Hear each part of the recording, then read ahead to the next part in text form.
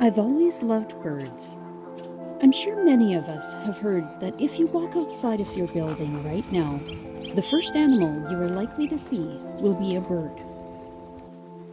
They have an astounding diversity of shapes, colors, and adaptations that have enabled them to survive in just about every environment around the globe.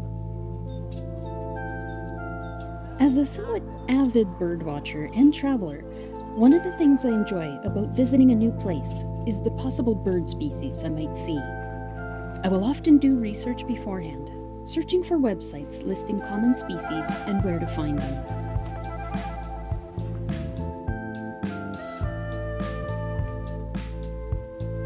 And of course, there's the dream list. Species I would be less likely to see, but would love to add to my lifers list. While I'm not a resident of the UK, I wanted to share some tips on birdwatching on a more casual basis. There are tour groups out there that cater to birdwatching specifically.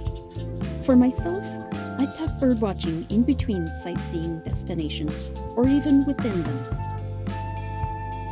Having lived in Edmonton for over 20 years, I've learned where the best birdwatching spots are. Small lakes, creeks, river valley, and even stormwater drainage ponds are good spots to look for birds.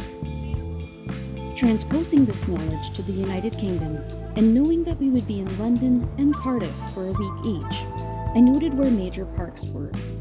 Hyde Park was near our hotel and had a huge number of birds to spot. But even the old waterways nestled in between the tall buildings give potential spaces to spot birds. The key is to keep your eyes and ears open. Birds can be anywhere, not just in waterways, but under bushes or other nooks and crannies. Many birds are excellent at infiltrating urban environments and living alongside people. There are birds that have managed to inhabit both sides of the pond. Mallards exist on both sides, and Canada geese were introduced into the United Kingdom, and are just as much a common sight in England and Wales as they are here in Canada. Starlings and other birds such as pigeons were introduced from Europe, so the reverse is true too. There's also birds that exist and operate in the same niche around the world. Gulls inhabit waterways, and crows are opportunistic feeders, while ducks and geese swim in the waters.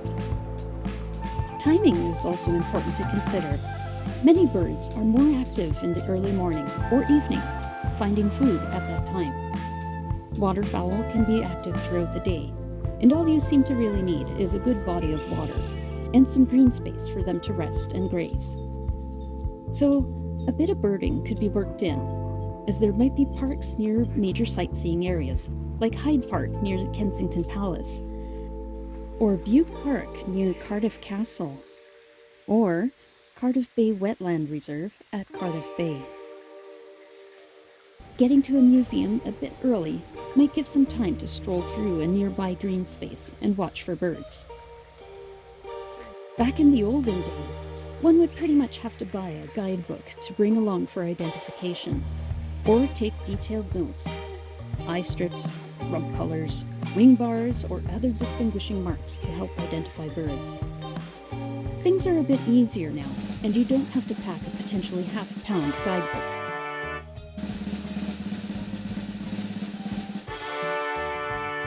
Apps like the Merlin app are extremely thorough, with loads of images of each bird, including immature, winter, and breeding plumages of males and females.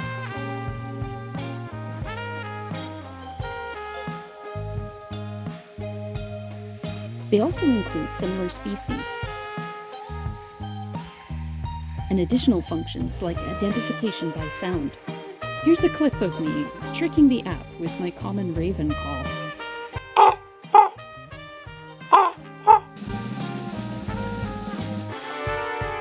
You can also upload your own photo to have it identified for you.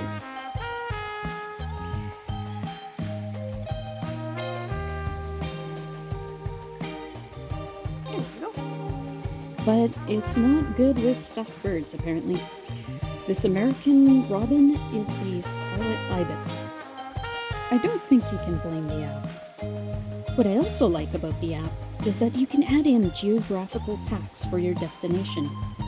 And you can also select out probable species by time of year, which helps especially if your bird has migrated and isn't likely to be in the area at that time. So, there's a few tips for traveling and fitting in some birding during your vacation. If you have any tips to add of your own, feel free to leave a comment below. As always, thanks for watching.